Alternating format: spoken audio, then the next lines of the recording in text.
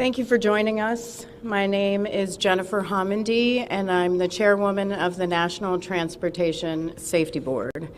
The National Transportation Safety Board is an independent federal agency that's charged by Congress with investigating every civil aviation and serious accident and serious incident in the United States and significant events in other modes of transportation.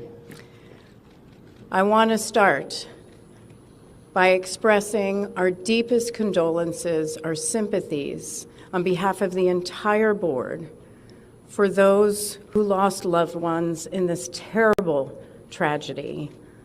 Our thoughts, our prayers are with you. Entire communities were affected, and we are thinking of you. With me today is Bryce Banning.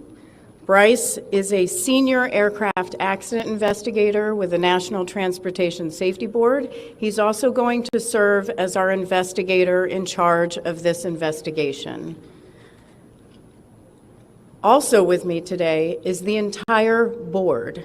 We have member Todd Inman.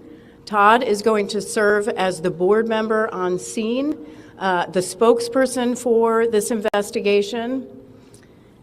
All of the board members will be here. We have Vice Chairman Alvin Brown, member Mike Graham, who lived in Wichita for 20 years, and we also have member Tom Chapman. The NTSB's headquarters is just a mile from here. And so we are all here because this is an all-hands on-deck event. And we're here to assure the American people that we are going to leave no stone unturned in this investigation. We are going to conduct a thorough investigation of this entire tragedy, looking at the facts. Now, with that, I want to level set. When we go to the scene, and we were here last night, we allow the responders to do their important safety mission, which in this case was search and rescue and recovery. We stand back to allow them to do their important safety mission. And so this, for us, is our first full day on scene with our entire crew coming together. We have about nearly 50 people on scene, and in addition to our resources back at headquarters in our labs and throughout the agency. So with that said, we are not going to get into specific facts in this press conference. I want to level set here. We're going to get into our investigative process. As we are able to confirm factual information, we will provide that. I do want to say this is a whole of government effort. I was able to brief, along with others, the President of the United States and the Vice President this afternoon. I want to thank them for their leadership, for their tremendous support of the NTSB, for our investigators, and for the responders that are on scene doing an important mission. I also want to thank Secretary Sean Duffy, who I was communicating with early on after we first got word of this tragedy. We've been working together throughout the day, along with his team at the DOT and within FAA. I also want to thank Secretary Pete Hegseth, who was also integral in working with us today. Chris Rocheleau, the acting administrator of the Federal Aviation Administration. We've heard from many members of Congress on both sides of the aisle, and so I will say this is a tremendous, one more time, whole of government effort. I also want to take a moment and thank the many, many responders that have been on scene. It has been an incredible effort. And I will have a full list that I will provide, that we will provide tomorrow, but I do want to thank them for all their work. With that, I'm going to turn it over to Member Inman for additional remarks.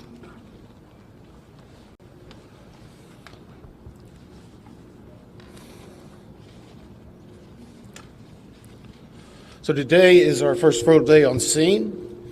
Our investigative team will be on scene as long as it takes in order to obtain all of the perishable evidence and all of the fact-finding that is needed to bring us to a conclusion of probable cause. Our mission is to understand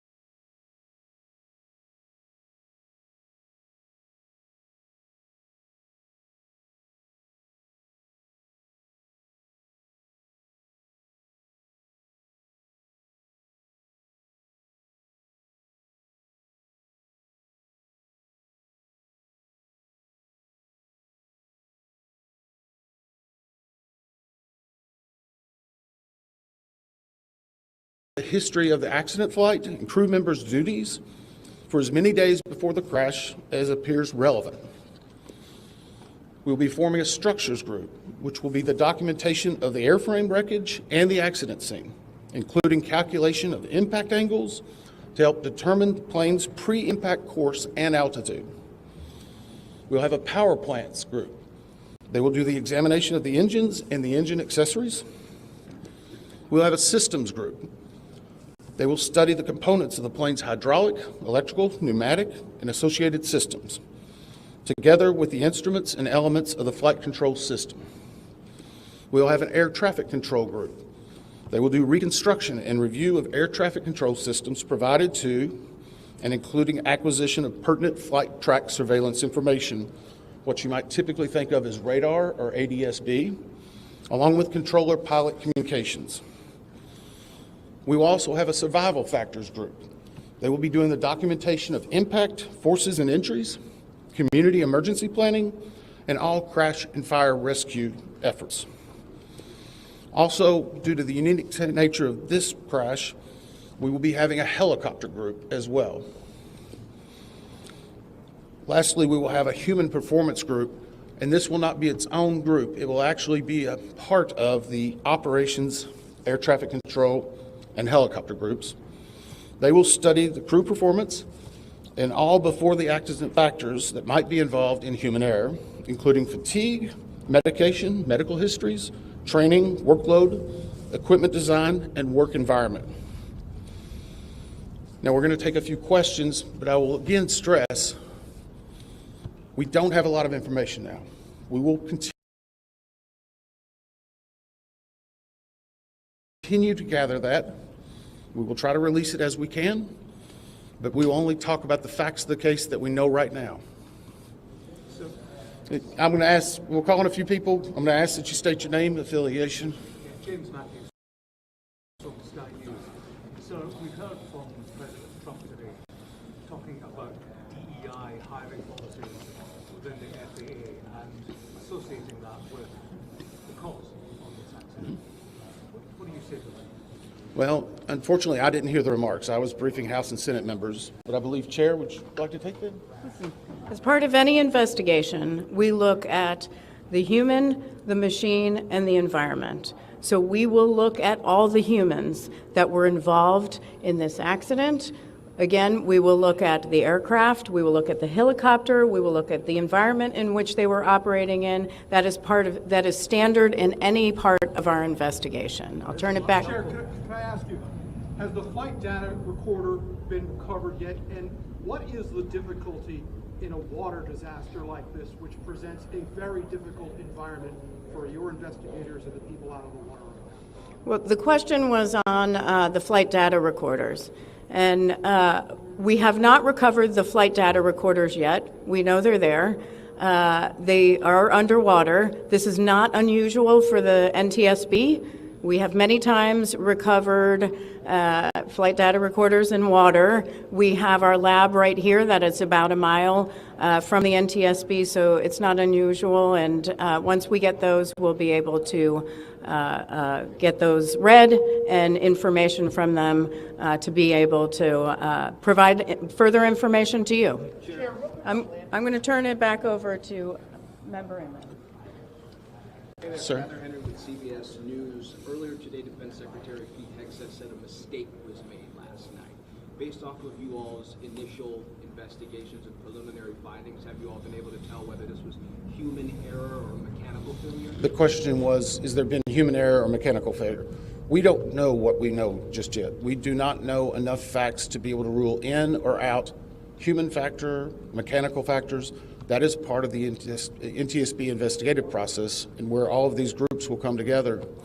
It's one of the reasons why the NTSB is known as the gold standard. We will take the time that's necessary, but I'd also like to reiterate, if we find something that is a significant issue that warrants immediate action, we will not hesitate to make those recommendations and make them public. We have a good track record on that, and we want to continue doing so. Sir. Hello, Sir. Tom Costello with NBC News. Does it hurt your investigative process, maybe for the chairman, does it hurt your investigative process to have the president already suggesting possible causes here as you try to keep an open mind and begin this investigation? Thank you. Tom, with all due respect, I think the press also likes to state what probable cause is before we get to the probable cause. So what I'm going to say is you need to give us time. You need to give NTSB, it's not that we don't have information. We do have information. We have data. We have substantial amounts of information. We need to verify information. We need to take our time to make sure it is accurate. That's best for you. That's important for the families. It's important for legislators who are seeking answers to try to figure out what they're going to do about this. And so it will take time. We do have a lot of information, but we need some time to verify that. Yeah, Member Chase Williams of Fox Business. I'm wondering about the conditions in the tower last night. Were there any performance issues in the past with any of these controllers? Anything of that? The question is about controllers. As I said, we are just now forming the groups. The controllers do have union representation, which they are entitled to. They'll be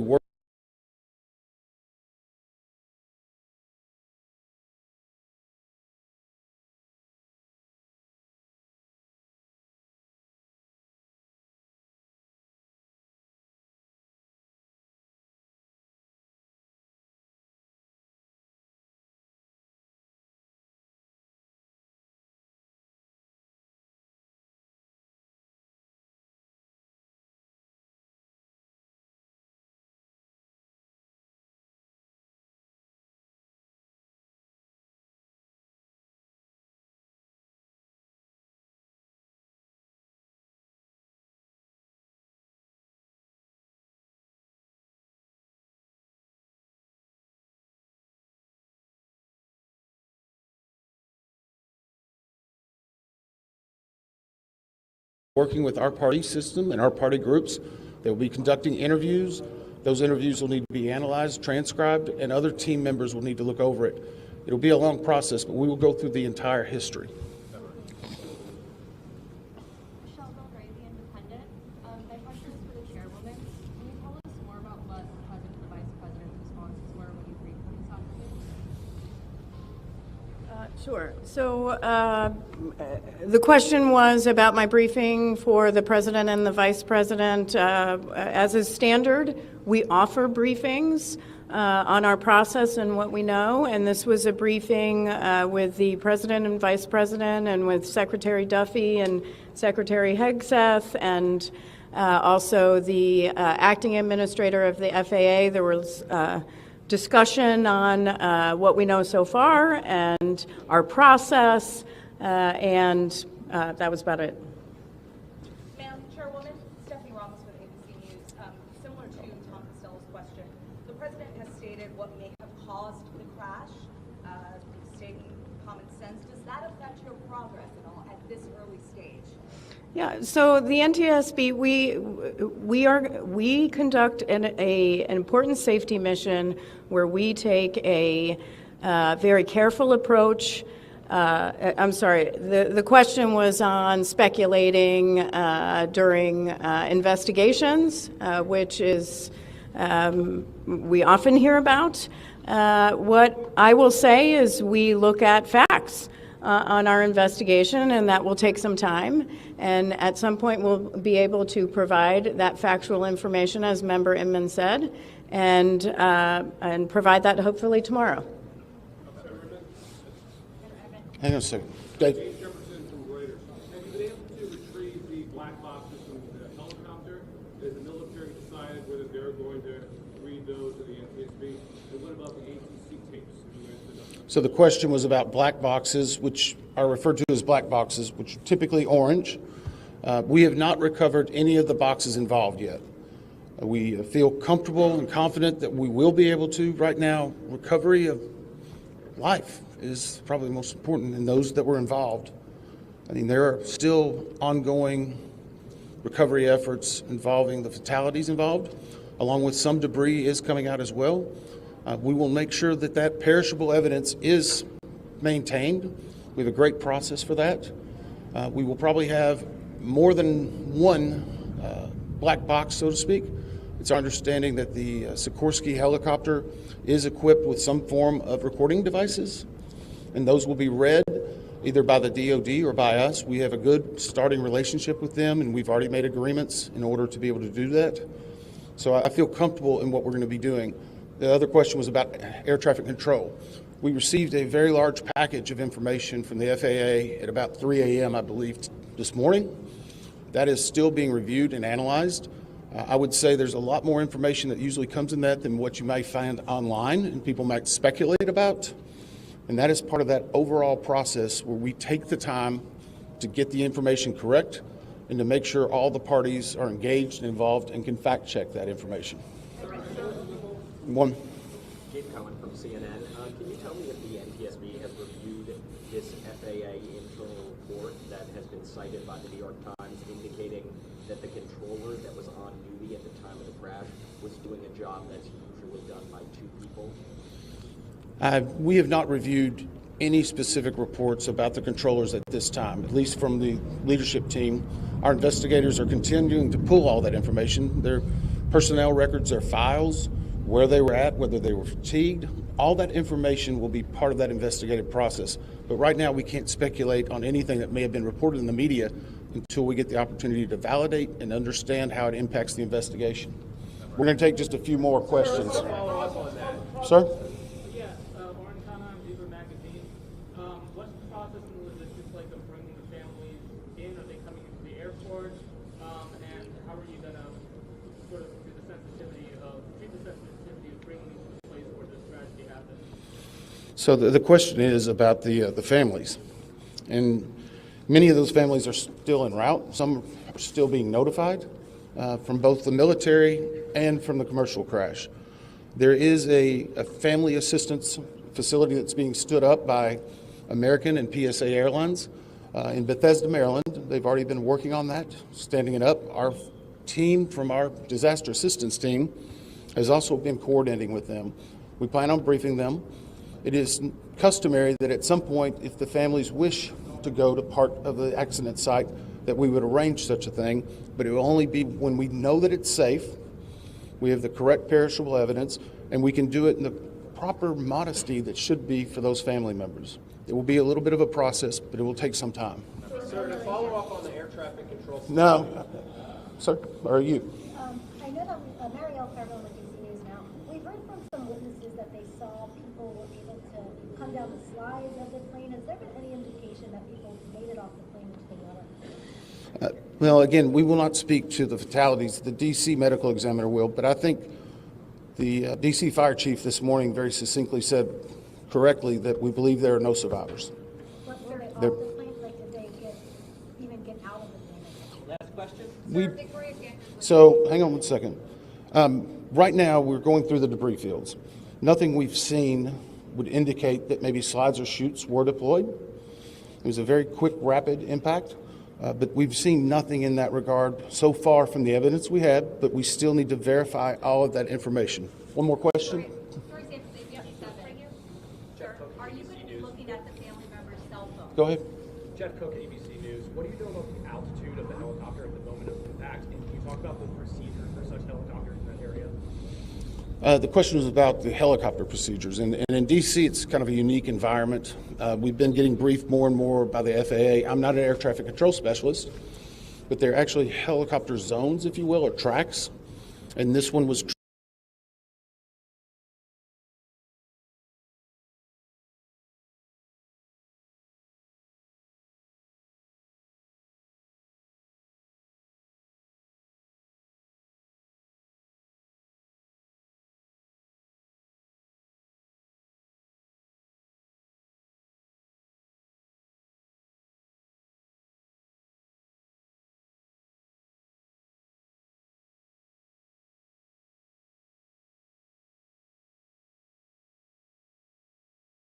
transiting, I believe, from track 1 to 4 as part of their normal procedure. If you live in D.C., you see a lot of helicopters going down into this area.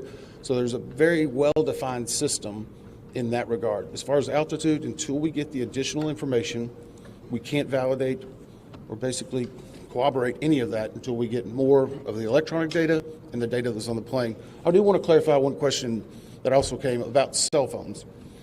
You know, in today's age and time, a lot of electronics and other devices do contain a lot of different information. We've found on a number of our accidents that we actually are notified through a smartphone that may sense that.